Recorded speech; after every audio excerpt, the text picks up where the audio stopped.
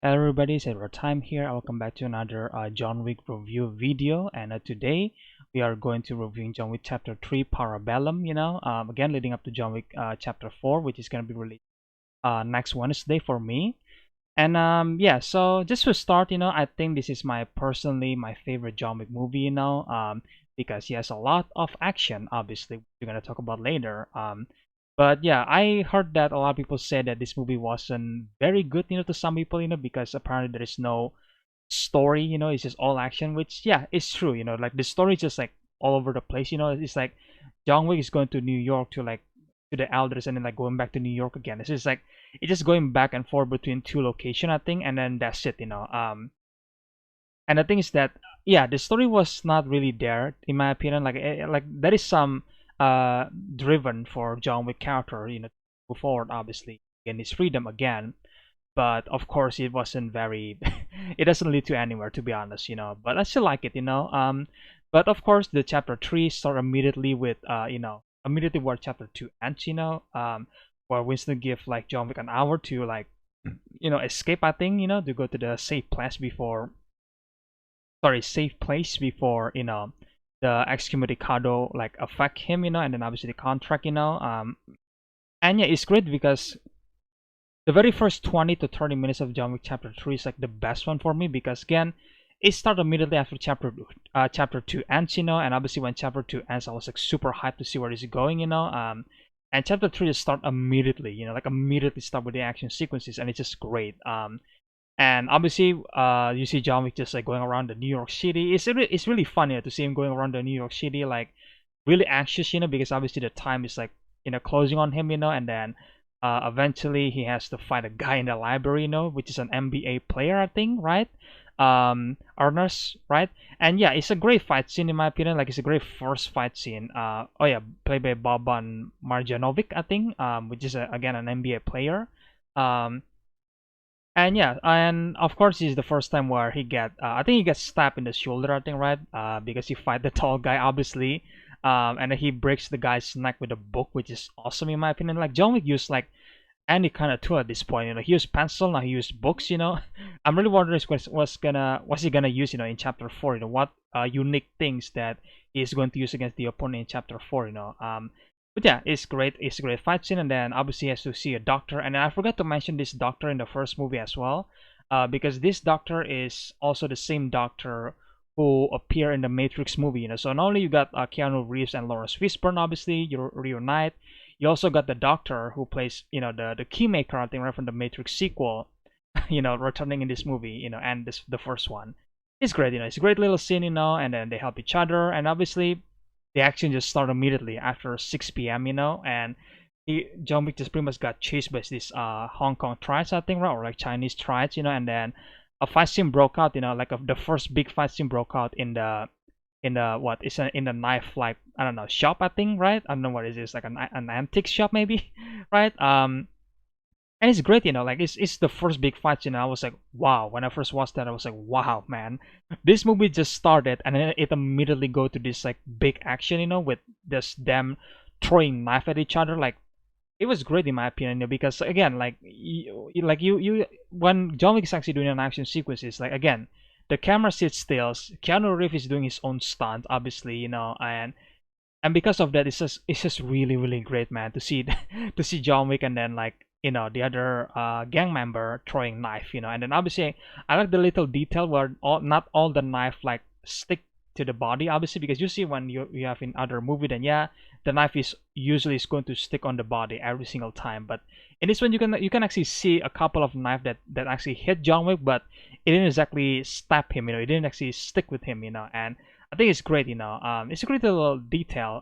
It's over the top for sure, and this is where the movie I think John Wick 3 is where the action gets really really big and get really really, maybe it's too out there, right? Maybe it's too over the top already. But then again, you got chapter 4, which they pretty much gonna go over the top again, which I have no problem with it, but some people do, and I understand that, because the first two movie was like, yeah, the action is pretty realistic enough, and then in this one, like, this is where they go really really big and over the top action, which I don't mind. It's cheesy, but it works, and obviously the knife sequence is great, And then the horse fight scene is also great, where he used the horse to kill like two handsome or something, right? It's just great, and then obviously he used the horse to like shoot a motorcycle, I think, right? And then he just hang besides the horse, or like the side of the horse. It was amazing, amazing stunts, and I really, really love that. But after that, that's where the movie really slows down, and that's where we get to see John Wick backstory again, where he was named Jordani Jovovich, I think, which is Russian, I think, right? And you get to the theaters, and he met with the director, and then there's a ballerina. Obviously, we get the ballerina spin-off, that obviously is still in post-production at this point, which is I really cannot wait to see the spin-off with Anna de Armas as the ballerina, and then obviously you see Keanu Reeves again in that movie. So that's great. But obviously this is the first time we see the character played by different actors, I think, on stage. And again, we see furthermore of the John Wick backstory. We see where he was training, and I like it. I like that they just like show that, show some of the movement, and then like we as an audience, like we get it. Oh, this is where John Wick is training. Like there is not exactly a line where like, well, the director is asking John Wick like, oh, like, like, do you remember something? Like, do you have nostalgia or something like that, right? Remember stuff, But still, I love that they just like show us the movement, and then I'm pretty sure most of the audience was like, oh, this is where John Wick is training, and I think that's a great, backstory. I guess we might see more of that in chapter 4. Who knows? But I guess we'll see. I think it's nice, to see more of the John Wick backstory. Where he come from, and what does he train, and yeah, it's great. And obviously asking for a passage, to meet with Sophia, which is another character played by Halle Berry. And yeah, I think is again Halle Berry in this movie is great, who plays Sophia, and she has two dogs, and the fight sequences, in that scene right there, in the location is really great, where you see the dogs just like doing the work, and then you see Keanu Reeves and Halle Berry just like doing their own stunts, and it's just great, man. And I feel like the sequence goes gone for so long, but I don't mind it, because again, it's great. It's well shot, it's well choreographed. Obviously, the doc is amazing. Yeah, and I think Halle Berry spent like 6 months, I think, with the docs, if I'm not mistaken. So they can be familiar with, she can be familiar with the doc, obviously, so they can be trained better, yeah, man, great stuff, But after that, we get to see another new character play called the adjudicator, which is basically an infiltration for like or like a relation for the high table, basically. Um, and basically she punished Winston and then the Bowery King because they both helped John Wick, which he unleashed the help for from Zero, I think that's the villain's name, played by Mark Dacascos, and yeah, Mark Dacascos is probably the best character in John Wick Chapter 3, because he is so charming, he is so funny, the chemistry between him and John, in the Continental, it was great, which we're gonna talk about that later. But yeah, he basically enlists to kill, but wasn't killed, but like punished the director, and then the Bowery King, and then I guess Winston as well in some capacity, But yeah, so John Wick eventually met with the Elder, which is the man who sit above the table, who happens to just like sit in the middle of the desert, which I kind of like that concept, I know it's ridiculous to some people, because like when you see you hear the man that sit above the table, usually like the man is like in the, I don't know, like a expensive building, expensive hotel room, like 5-star and all that kind of stuff, But now the Elder is like, no, he was in the middle of the desert, and there it is, which yeah, it's kind of ridiculous, but I like that concept. It is new that you see someone that actually have a high power, but not necessarily living within luxury, and I guess he is in some capacity, but it was in the middle of the desert, like literally. I was like, wow, okay, this is the man who sit above the table. All right, nice. John Wick get back to New York again, like I said, and then he tried to kill Winston, and obviously which led to the motorcycle chasing, which I think both are filmed on the on the actual location, and then some of it are filmed in green screen, I think, which I did not know, because I guess it's kind of obvious, right? When John Wick is like stabbing people left and right, then yeah, it's obviously gonna be green screen, but I don't exactly saw that when I first saw the movie, obviously, until like later on when I see the behind the scenes. It's like, oh yeah, that's clearly green screen, but I do think they did really good job, to make them believable, and again, John Wick, sorry, Keanu Reeves is just amazing on that scene, doing their own stunts, right? And then just stabbing people left and right, the motorcycle just like flips, and it was just awesome, where he finally reached the Continental New York, and again, this is the scene what I'm talking about. You see Zero just like fanboying John Wick. Like, oh, you're a dog person? I'm a cat person, John. Like I find it to be funny. I think he is really charming in this movie because everybody is serious. And I get it. The John Wick is a serious movie with some comedy in it. It's funny. One of them is like when the guy shot Halle Berry's like dog. Sophia's dog, and then Sophia was like, he shot my dog, and then John Wick was like, I get it. Like I found it pretty funny, because they are self-aware that all of this was starting because of a dog, But I mean, it's a dog, man. Come on, I think it's justified, you know. But yeah, he gets to the Continental. He met with Winston, and then eventually he decided not to kill Winston. So it's like, oh, okay. So we just basically, I guess, wasting our time for nothing, because like he goes from New York to meet the Elder, and then he goes back to New York again, and then that's the main criticism for John Wick Chapter 3, that basically the story was non-existent pretty much, because like again, John Wick just like keep going back and forth, to New York, to this place, and then go back to New York again, kill Winston, and they're like, no, I'm not gonna kill them anyway, so it's like, all right, okay, I let it pass, I guess, but I do notice that as some sort of criticism for some people, and I understand that, I'm not gonna sit here and try to defend that, but I guess on just my personal level, at this point, I'm just like here to see the action, I don't really care for the story that much, which is that's why John Wick 1 is like objectively the best one, because it has a story, it has an action, it was balanced, and it felt like a standalone movie. And that's why I feel weird watching the first one again, because like it's so much different in style, and then you realize the world wasn't that big, in the first one, again, really feels like a standalone movie, and I think it's great, but now it's like the world is like super big. You got the high table, and it's just like wow, and yeah, like I said before, just going back and forth, but eventually we get to see this cool fight scene, and also I think Keanu Reeves did like a reference to Matrix, obviously, when he says like guns, lots of guns, with an obvious line to the first Matrix movie, which is cool. And then we get to see another action sequences, which I think is also a reference to the Matrix, because the hallway is like green, like I mean green Matrix right there, and it has the Matrix sequel feel to it, in my opinion. And I think it's great to see John Wick just like try to murder this guy and shoot them in the head a couple of times, because they wear a body armor, it's just great stuff, man. Wow. If again, it feels like a scene from the Matrix, in my opinion, because how the set pieces, the set pieces, and then obviously the aesthetic of the scene, the look of the scene is like amazing, in my opinion. But yeah, eventually, he finds Zero again in the Continental, and then this is where we get to see the two actors from Indonesia, which I'm really proud of. Which you might know them from the Raid 1 and then the Raid 2, which is Yayan Ruhian and then Cecep Arif Rahman.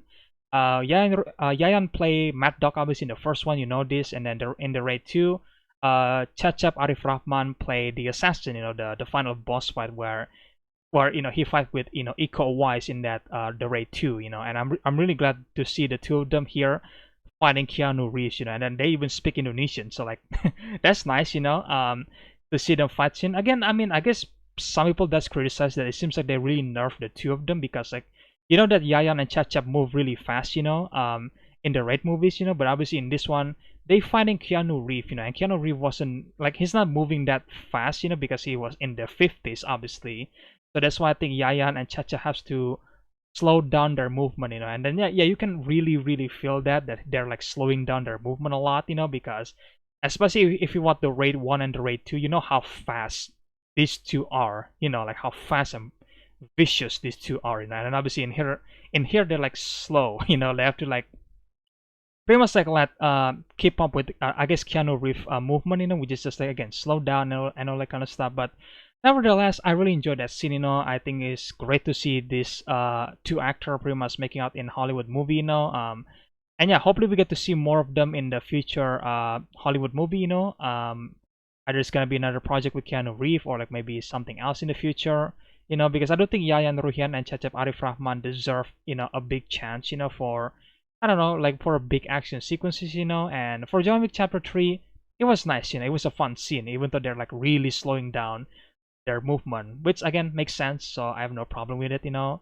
But yeah, after that we get to see a final fight scene between John Wick and Zero, which I guess is a really well choreographed as well. But yeah, I mean, at this point, then I feel like most people criticism for John Wick Chapter 3 that the action goes pretty numb, you know, because like you've seen this many times ago, and yeah, I get that, you know. But for me, I was like, I'm just excited to see there is like so much more action, you know, in the third act, you know. And yeah, I think the rough part about John Wick Chapter 3 is just like after John Wick left New York, you know, and that's where the movie kind of slows down. I was like, okay, like I was like adjusting myself, you know, because I was like expecting the movie to just like giving me more action, and we did get that, but like there is some slowing down time, I guess, in the middle. And by the end, I was like, yeah, I mean, it's cool to see him fight Zero again. I know that again, it's gonna be a final fight scene, obviously, so I don't exactly feel you know, by the action sequences. I really enjoy it, you know, or like highly enjoy it. But yeah, and the movie ends with Winston maybe betraying John Wick, you know. But at the same time, we see chapter 4 already, so I mean they're friends, so it's like maybe they don't betray each other. Maybe Winston is planning that the whole time. But even then, I was like, wow, okay, that's a very specific planning, and that's a very high risk, you know. And that's where I think that main criticism for the movie came again, where John Wick like fell from the building, you know, and then like somehow survived that, you know. And people just making excuses that, yeah, like, you know, some stuff break the fall, and I get that, and maybe the bulletproof suit is also helping, you know. But at the same time, it's like, yeah, I don't think a man will survive that fall, you know. And then I was like, when I first saw that, I thought that, oh, this is the end of John Wick franchise. Okay, like it's a trilogy, right? You know, but obviously no, he was still alive. You know, he was met with Bowery King, and then but again with Chapter 4 coming out, we all know that, yeah, pretty much John Wick, the Bowery King, and then Winston are like working together, you know, as a team, which is nice. You know, it feels like they're like they're like little Avengers, you could say that. You know, which is really nice. But yeah, that was John Wick Chapter 3 Parabellum, guys. Whew, I really cannot wait for Chapter 4, obviously. Really hype, you know. And again, I will describe this movie to people that, well, this is an all-action movie with pretty much like no story, I guess, but maybe like with a little bit of a story, you know. But it wasn't like a story-driven movie. It was an action-driven movie, you know. And I'm really glad that it was an action-driven movie. And I'm expecting the same with John Wick Chapter 4, to be honest with you. I'm expecting to be an action-driven movie instead of like a story-driven movie, you know. Like unlike the first one, which is like story-driven first, and then you get some action there, which is cool. Um, but yeah, guys, I love it. You know, I think it's my personal favorite of the John Wick franchise. You know, but it's just me. You know, so yeah. Let me know in the comment section below, guys. What do you guys think about John Wick Chapter 3 Parabellum? You know, do you guys love it, or maybe do you guys dislike it? You know, because there is just too much action and then there is no story. Let me know your opinions in the comment section below, guys. And if you guys enjoyed this review, then leave a like, comment, subscribe, share the videos, usual stuff. You know, stay tuned for more in the future. You know, again, stay tuned for the John Wick Chapter 4 review pretty soon. You know, hopefully I can watch it on Wednesday, but I guess we'll see. You know, hopefully in the first day I could go watch John Wick Chapter 4 because I was like so hyped for that. But yeah, guys, that's my pretty much complete my John Wick review leading up to Chapter 4, guys. And again, I really hope you guys enjoy these videos, and I will see you guys in the next one then. Bye.